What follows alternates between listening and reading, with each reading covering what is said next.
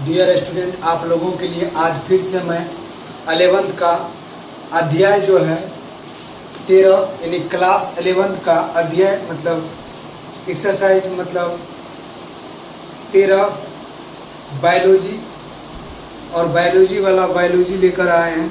तो one shot में आप लोग को हम बताने जा रहे हैं कि वन शॉट में पूर्णतः अध्याय 13 को किस तरह से पढ़ेंगे। तो चलिए देखते हैं आज का टॉपिक क्या है। आज का टॉपिक है पादपों में श्वसन, रिस्पायरेशन इन प्लांट्स। पादपों में श्वसन, respiration in plants.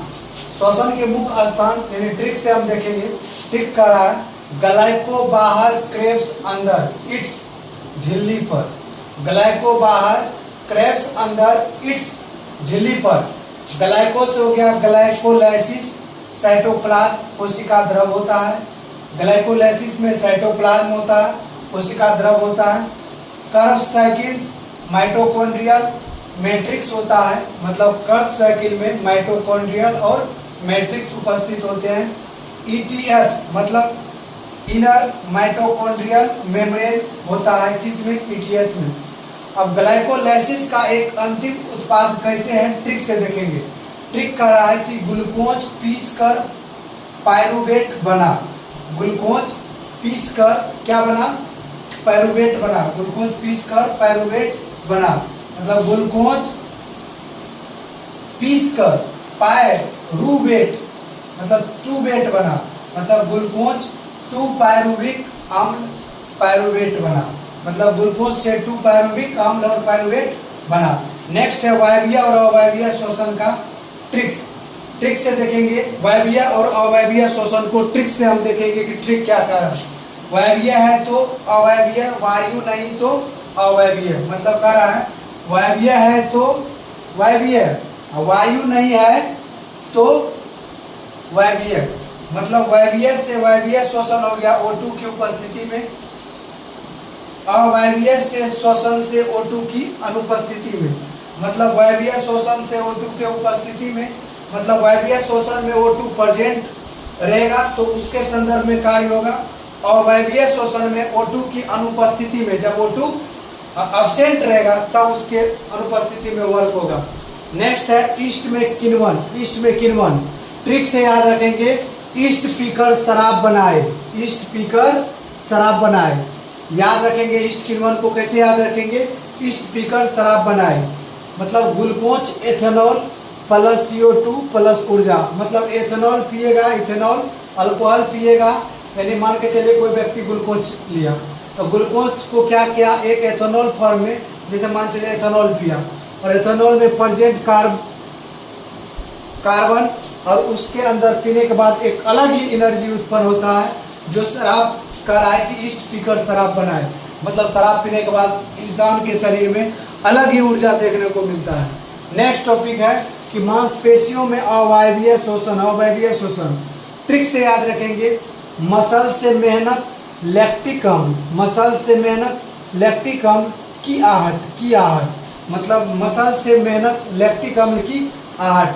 Glucose lactic अम्ल प्लस ऊर्जा, ग्लूकोज लैक्टिक अम्ल प्लस ऊर्जा, मतलब इसका सूत्र से बना क्या बना? मसल से मेहनत लैक्टिक अम्ल की आहट, मतलब ग्लूकोज से बना लैक्टिक अम्ल प्लस ऊर्जा। एटीपी का पूरा नाम याद रखने का ट्रिक देखेंगे। एटीपी ऊर्जा की एक तिजोरी होता है, मतलब एटीपी को एनर्जी का क्या कहा जाता है? खजाना कहा जाता है। इसे कोशिका की एनर्जी करेंसी, इसे कोशिका की एनर्जी करेंसी कहते हैं। किसको? एडिनोसाइन ट्राइफॉस्फेट को, मतलब एटीपी का फुल फॉर्म एडिनोसाइन ट्राइफॉस्फेट को इसे कोशिका की एनर्जी करेंसी कहते हैं। श्वसन के चरण क्रम को देखेंगे। श्वसन के चरण क्रम को कैसे याद रखेंगे?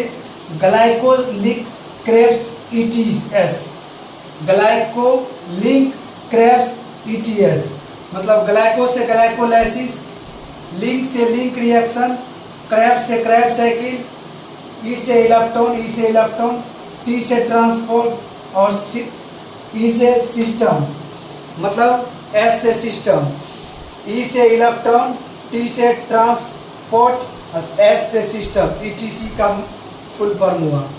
तो आज का क्लास कैसा लगा इसका स्क्रीनशॉट ले लीजिए।